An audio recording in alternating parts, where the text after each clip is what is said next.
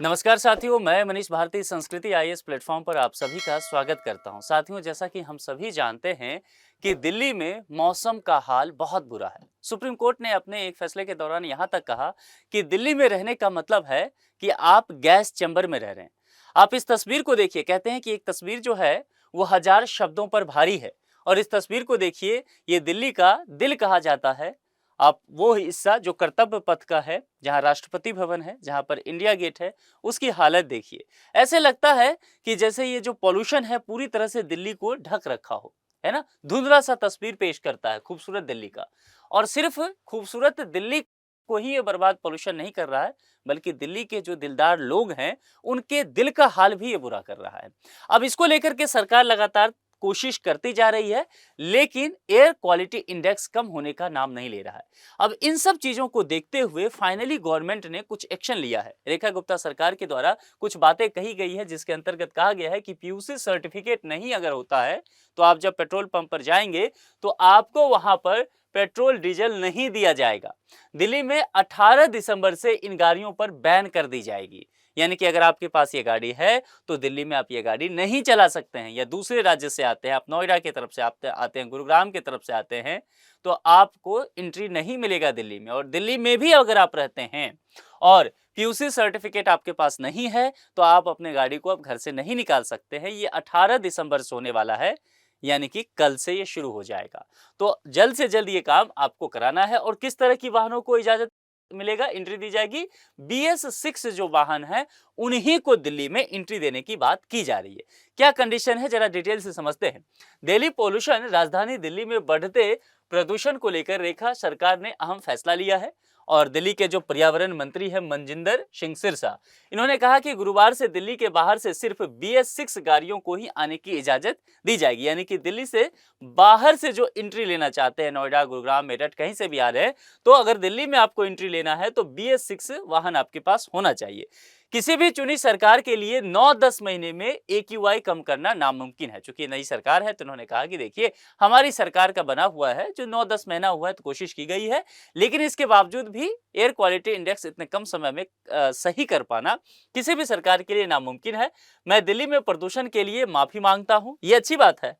ये अच्छी बात है कि लीडर माफी मांगते हुए नजर आ रहे हैं, होना चाहिए, क्योंकि दिल्ली में जो पॉल्यूशन के हालात हैं वो बद से बदतर हो गया है। एक सर्वे अभी आया था जिसमें ये पूछा गया कि दिल्ली के लोगों को कि आप में से कितने लोग हैं जो दिल्ली छोड़ करके जाना चाहते हैं। बहुत चौंकाने वाला आंकड़ा है। और उसमें रिजल्ट आया कि दिल्ली के 80% लोग ये कह रहे हैं कि या तो वो दिल्ली छोड़ करके जा चुके हैं, आसपास के शहर में शिफ्ट हो चुके हैं, या बस निकट भविष्य में प्लान कर रहे हैं जल्द ही दिल्ली छोड़ देंगे, या फिर अब इस पर विचार करना शुरू कर चुके हैं कि दूसरे जगह कहीं जॉब किया जाए, परिवार लेके जाया जाए। आप समझ सकते हैं। तो कुल मिलाकर के रह वही लोग रहेंगे, दिल्ली में रहना चाह रहे हैं जो बहुत मजबूर हैं, जिनके पास कोई विकल्प नहीं है। अब सोचिए, यानी कि ये कंडीशन तक दिल्ली पहुंच चुका है। और भारत एक बहुत विशाल देश है, दुनिया का सबसे महान, पुराना, विशाल लोकतंत्र है। वहां की राजधानी दिल्ली है, लेकिन दिल्ली के हालात हैं कि ये गैस चैम्बर जैसा हो गया है। रहने की स्थिति में ये जगह अब नहीं जान पड़ता है। दो चीजें, एक तो पॉल्यूशन और दूसरा कह सकते हैं कचरा का यहाँ जो स्थिति है ना, वो भी बहुत खराब है। दोनों चीजों को लेकर के सरकार से लगातार पूछा जा रहा है, लेकिन बहुत अधिक जो कह सकते हैं कि उत्साहजनक परिणाम होने चाहिए वो दिखने को नहीं मिला है। तो इन्होंने पिछली सरकार को लेकर के भी आलोचना किया है। निश्चित तौर पर कोई सरकार विपक्ष, पहली सरकार या जो विपक्ष में होता है उस पर डालते रहती है, तो ये पॉलिटिकल बातें हैं, जाने दीजिए। लेकिन इनका कहना है कि हमने प्रत्येक दिन एयर क्वालिटी इंडेक्स को कम करने का काम किया है। और मंत्री साहब कह रहे हैं कि प्रदूषण की यह बीमारी हमें आम आदमी पार्टी से मिला है, यानी कि पिछली सरकार से। हम इसे ठीक करने के लिए काम कर रहे हैं। दिल्ली के पर्यावरण मंत्री कह रहे हैं कि बिना वैलिड PUCC वाले गाड़ी मालिकों को गुरुवार से पेट्रोल पंप पर फ्यूल नहीं मिलेगा। तो ध्यान रखिएगा, दिल्ली के पेट्रोल पंप पर अगर आपके पास जो है PUCC सर्टिफिकेट नहीं है तो पेट्रोल नहीं दिया जाएगा, तो जाइएगा भी मत। मंत्री ने कहा कि इस वर्ष लगभग 8 महीनों तक दिल्ली की वायु गुणवत्ता पिछले वर्ष की इसी अवधि की तुलना में बेहतर रही है। यह भी स्वीकार किया कि हाल ही में प्रदूषण का स्तर बढ़ा है, लेकिन दावा किया गया कि वर्तमान सरकार द्वारा पिछले 10 महीने में किए गए निरंतर प्रयासों के कारण स्थिति अभी भी पिछले वर्ष की तुलना में कुछ बेहतर है। लेकिन अगर देखा जाए तो बाकी बात एक जगह, अगर AQI देखेंगे, एयर क्वालिटी इंडेक्स, जिससे हम ये मेजर करते हैं कि पोल्यूशन का स्तर क्या है, ये 400 प्लस है दिल्ली का। आश्चर्य की बात है। कई बार तो 450 प्लस है। 400 प्लस मतलब समझते हैं? ऐसी जगह जहां पर इमरजेंसी घोषित हो जानी चाहिए, जहां पर एक तरह से पूरी तरह से लॉकडाउन लग जाना चाहिए, है ना?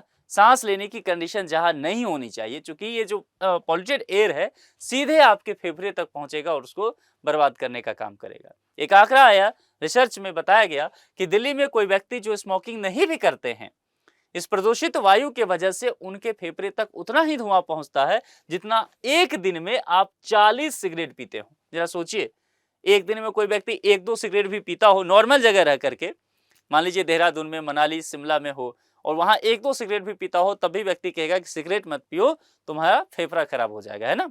और दिल्ली में जो सिगरेट नहीं भी पीता है वह कम से कम प्रत्येक दिन 40 सिगरेट पी रहा है। 40 चेन स्मोकर वाली हालत है, बल्कि चेन स्मोकर का भी जो गुरु हो जाएगा, है ना? इतनी ज्यादा खराब कंडीशन यहाँ पर है। एयर प्यूरिफायर का देखेंगे, जो लोग एयर प्यूरिफायर लगाए हैं, पूरा जो जाली होता है ना, वो पूरा डस्ट से भर जाता है 1-2 घंटे में। इतनी स्थिति खराब हो जाती है दिल्ली में, और वो कंडीशन अभी बना हुआ है। सरकार की पहलों पर इन्होंने प्रकाश डालते हुए कहा कि प्रदूषण को कम करने के लिए रोजाना कार्रवाई की जा रही है, जिसमें कचरे के ढेरों की ऊंचाई 15 मीटर तक कम करना और 45 एकड़ भूमि की सफाई और पुनर्चक्रण करना शामिल है। अब ये एक नया मसला है। कचरा का ढेर जो है ना दिल्ली में, वो इस तरह का है जैसे कि ये मैं बना रहा हूं, तो ये क्या आप कहेंगे सर ये पहाड़ जैसा दिखता है? नहीं, ये कचरा का ढेर है। दिल्ली में जब कोई नया व्यक्ति आता है, गाजियाबाद वगैरह से एंट्री करता है, घूमता है ना, तो उसको लगता है कि हिमालय देख लिए, लेकिन वो दुर्भाग्य से हिमालय नहीं, कचरे का ढेर लगा रखा है यहाँ पर। और ये लंबे समय से है। ये समस्या नहीं है कि आज की है, लंबे समय से है, तमाम सरकारों को देखा गया, लेकिन फिर भी ये समस्या का समाधान कोई नहीं निकाल पाए हैं। और दिल्ली में पॉल्यूशन का एक बहुत बड़ा कारण यह भी है, पर बताया जाता है। देखिए, तो कहा गया है क्या कि ऊंचाई जो है, ये ऊंचाई जो है इसको 15 मीटर कम करने की बात की गई है, और 45 एकड़ भूमि की जो है सफाई और पुनर्चक्रण करना है, जहां से कचरा को हटाया जाएगा। दिल्ली प्रदूषण नियंत्रण समिति ने अब तक 2000 से अधिक प्रदूषण निगरानी संयंत्र इन सब चीजों को लेकर के स्थापित किया है। निश्चित तौर से उम्मीद की जा रही है कि इससे मामला सुलझेगा। हालांकि कुछ हद तक ये जो प्रदूषण निगरानी संयंत्र है, इससे बेहतर व्यवस्था, मोहल्ले वगैरह में आप जाएंगे कॉलोनी सब में, तो कुछ बेहतर स्थिति देखने को मिलेगा। इन्होंने आगे कहा कि बायो मेथनेशन संयंत्र प्रदूषण में योगदान करते हैं, और सरकार ने उत्सर्जन को कम करने और स्वच्छ संचालन सुनिश्चित करने के लिए हीटर उपलब्ध कराए हैं। प्रदूषण फैलाने वाले वाहनों के खिलाफ सख्त कार्रवाई शुरू की गई है, और सार्वजनिक प्रदूषण नियंत्रण आयोग यानी कि पीयूसी के उल्लंघन के लिए चालान भी जारी किए जा रहे हैं।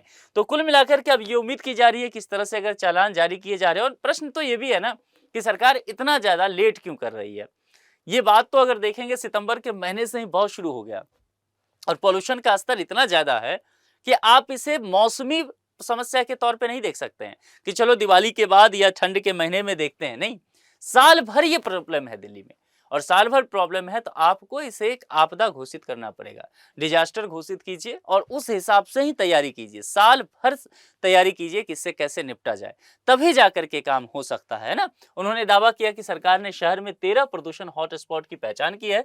संबंधित एजेंसियों को इनसे निपटने के लिए आमंत्रित भी किया है, यानी कि प्राइवेट एजेंसियों को जो इसके लिए करके बेहतर काम कर सकती है, सरकार उसका मदद चाहती है। और दावा किया गया है कि कोविड काल को छोड़कर इन स्थानों पर AQI का स्तर इस वर्ष पिछले एक दशक की तुलना में कम रहा है। एक महत्वपूर्ण उपलब्धि भी इन्होंने बताया है, जहां पर मतलब जो 13 हॉट स्पॉट बनाया गया है ना, क्योंकि जो हॉट स्पॉट होता है उसका क्या कारण है कि एक सीमित एरिया होता है। सरकार यहाँ पर विभिन्न तरह के उपकरण लगाती है, जैसे पानी का छिड़काव करना, पॉल्यूशन को कम करने के लिए इस तरह की वाहन वगैरह या नहीं एंट्री देना, इंडस्ट्रियल वर्क को रोक देना। तो इस एरिया का अगर देखा जाए तो जाहिर सी बात है AQI होगा, कम होगा, सीमित क्षेत्र है ना, तो वहां ये काम किया जा सकता है। तो वहां तो है, लेकिन ये 13 प्रदूषण हॉटस्पॉट जो है अपने आप में क्या कह सकते हैं, ऊंट के मुंह में जीरे के बराबर है, बहुत कम है ना। तो ये समझना पड़ेगा।